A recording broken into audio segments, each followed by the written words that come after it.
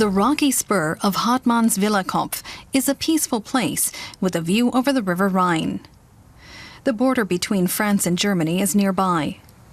This was the location for a violent struggle between French and German troops. Up to 30,000 are believed to have died fighting for control of the peak. Writer Pierre Kretz is French. So too was his grandfather. But during World War I, his grandfather fought for the Germans. The Alsace region is on the dividing line between two cultures. For Kretz, Hartmannswillerkopf tragically symbolizes his homeland, torn between its French and German identities. When the war began, there were people from my valley, such as the 200 from Sainte-Marie-aux-Mines, who immediately joined the other side. There were also families who had members who fought on both sides. They were in the French army and in the German army. It's not only families that were divided.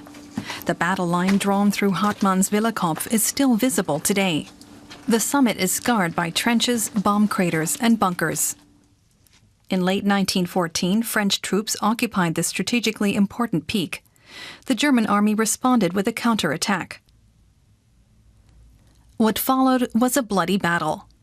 But in the end, there was no victor.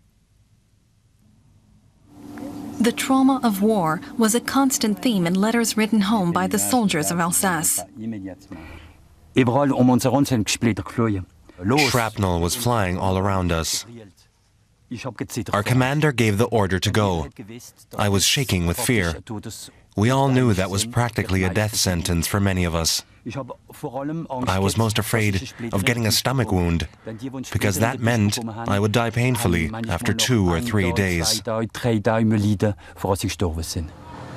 The scars of war can also be seen at the foot of Hartmannswillerkopf in the village of Vosges.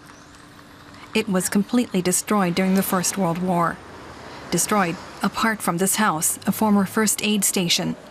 Today, it's a memorial to the absurdity of war. Thousands of people lost their lives here. People who had children, who were married, who had homes in their villages. They lost their lives here for nothing.